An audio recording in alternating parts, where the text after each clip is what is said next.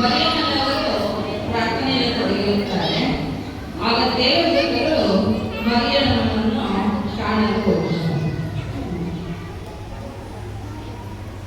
ಮರಿಯಳೇ, ಹೆದರಬೇಡ, ನೀನು ಪವಿತ್ರಾತ್ಮನ ಮೂಲಕ ನೀನು ಗರ್ಭಧರಿಸಿ ಒಂದು ಗಂಡು ಮಗುವನ್ನು ಹೆರುವಿ. ಆ ಮಗುವಿಗೆ ಯೇಸು ಎಂದು ನಾಮಕರಣ ಮಾಡು ಎಂದು ಹೇಳುತ್ತಾರೆ.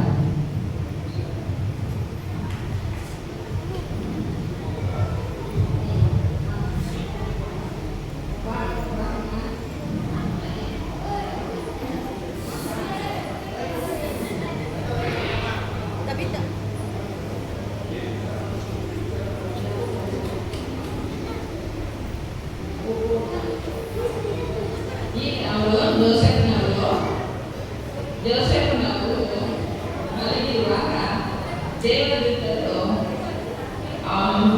ಜೋಸೆಫ್ನವರಿಗೆ ಕಾಣಿಸಿಕೊಳ್ಳುತ್ತಾರೆ.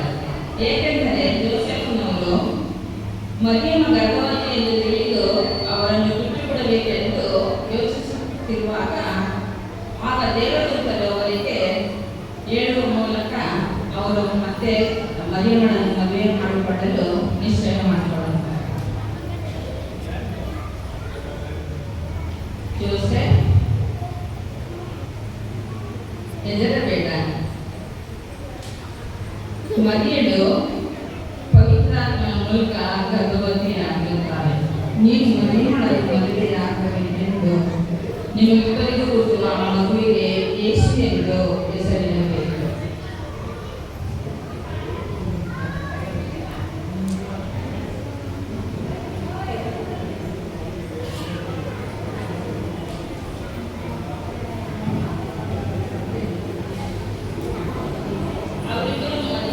ಜೋಸೆಫ್ ಮದುವೆಯಾಗಿರುತ್ತಾನೆ. ಆವಾಗ ಅವರು ನಜರೇತ್ ಎಂಬ ಊರಿನಲ್ಲಿ ವಾಸವಾಗಿರುತ್ತಾರೆ. ಆಗ ರೋಮ್ ಸಾಮ್ರಾಜ್ಯದಲ್ಲಿ ಜನಗಣತಿ ಮಾಡಿಸಿಕೊಳ್ಳಬೇಕೆಂದು ರಾಜನು ದೂರವನ್ನು ಹೊರಡಿಸುತ್ತಾನೆ. ಆಗ ಮರಿಯಳು ಮತ್ತು ಜೋಸೆಫ್ ಬೆತ್ಲೆಹೇಮಿಗೆ ಅವರು ಜನಗಣತಿಯನ್ನು ಬರೆಸಿಕೊಳ್ಳುವುದಕ್ಕಾಗಿ ಹೋಗುತ್ತಾರೆ. ಆ ಕಾಲದಲ್ಲಿ ಬಸ್ಸು, ಕಾರು ಯಾವುದೂ ಇರುವುದಿಲ್ಲ, ಯಾವುದೇ ವಾಹನಗಳು ಇರುವುದಿಲ್ಲ. ಅದಕ್ಕೋಸ್ಕರ ಅವರು ರಸ್ತೆಯ ಮೂಲಕ ನಜರೇತಿನಿಂದ ಬೆತ್ಲೆಹೇಮಿಗೆ ಹೊರಡುತ್ತಾರೆ. ಮರಿಯಳು ತುಂಬ ಗರ್ಭಿಣಿಯಾಗಿರುತ್ತಾಳೆ.